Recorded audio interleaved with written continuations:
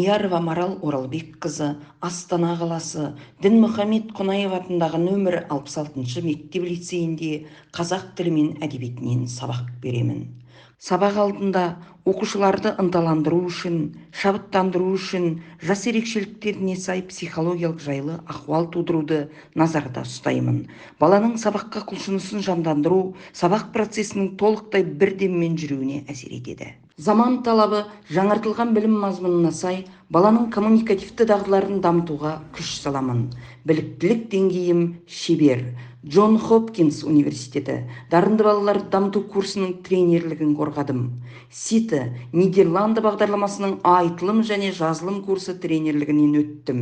5-11 сыныптарға арналған эссе жазу алгоритмі курсының авторлық бағдарламасын жасақтап, тәжірибемді Астана қаласы, Алматы қаласы және еліміздің барлық облыстары мен ауылды мекендерінің мектептеріне тараттым. Марал Оралбекқызы ұстаз Астана қаласынан қосылып отыр.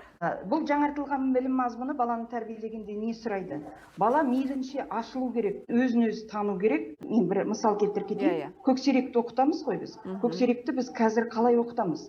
Ол көксеректегі Құрмаштың трагедиясы, ол үлкендердің кеткен ағаттығынан болған дүние. Жалғыз қалған бала, досы жоқ, сырласы жоқ, ағасымен қарым-қатынасы өте ауыр киносында көресіздер. Содан кейін ол сырттан жаңағы бөлтіріктен өзіне жанашыр дос іздейді бала. Бала өз проблемасымен өзі қалып қояды да, өз проблемасынан өзі шығудың жолдарын іздейді. Біз осы мәселені өмірдегі тақырыптармен байланыстырып балаларға талқылатамыз.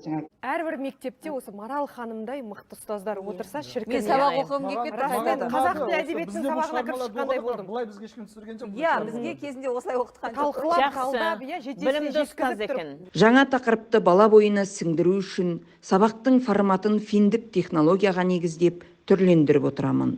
Қыранға самғау үшін еркіндік қажет. Шығармашылықтың кілті де осында. Бала мұғалімнен қорықпау керек. Сабағыңызды жақсы көрсе, нәтижесі де алыс емес. Белгілі бір күндері сабаққа ұлттық нақышта киініп келіп, баланың ұлттық болмысымызды тануына, құрметтеуіне бағыттаймын. Пандемия уақыты кезіндегі онлайн оқытуда балалардың білімі түсіп кетпеу үшін, экранның ар жағында зерігіп кетпеулері үшін ақпараттық коммуникативті технологияның түрлі платформаларын қолдандым. Білім және ғылым министрінің онлайн оқыту кезінде кеткен олқылықтарды толықтыру мақсатында берген тапсырмасы негізінде педагогтардың білімін жетілдіретін Астана білім жаңғырту орталығы ұйымдастырған онлайн репетитор жобасында бірнеше рет 7-ші сыныптарға сабақ бердім.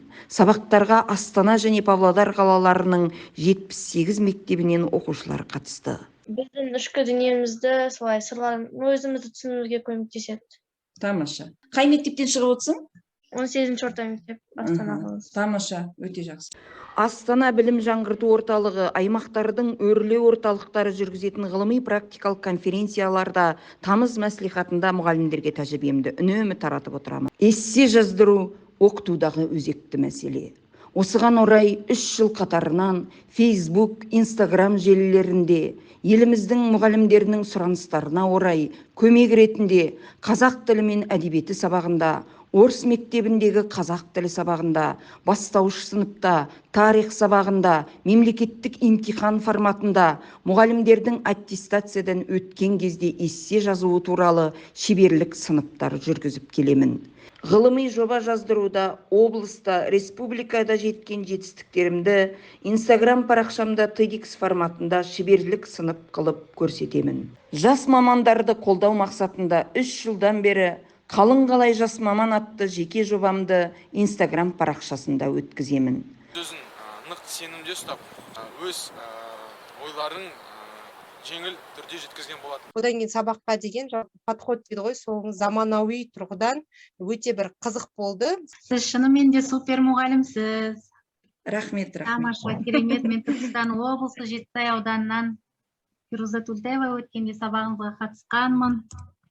Әсіресе біз сияқты жас мамандарға осы эссе жазу бойынша сабағыңыз өте қажет деп ойлаймын. Семей қаласынанмын, 33-ші мектеп, Қайрат Рысқұлбеков атындағы мектептің ұстазы. Көп рахмет айтамын, өйткені жаңа айтып жатыр ғой әріптестеріміз. көзбен көз көрмегеннен кейін, оқушылар танымағаннан кейін сабақ беру ол ерліктің ерлігі деп білемін. Жасымнан аттың жалында өсіп, бие сауып, қымыз ашытып, халқымыздың тұрмыс тіршілігіне бейімделдім. Анамнан көрген өнегем, балаларымды ақ бесікке салып әлдиледім. Мен оқыған осы ұлттық мектеп, менен ұлтжанды ұстаз шығуына себепші болды.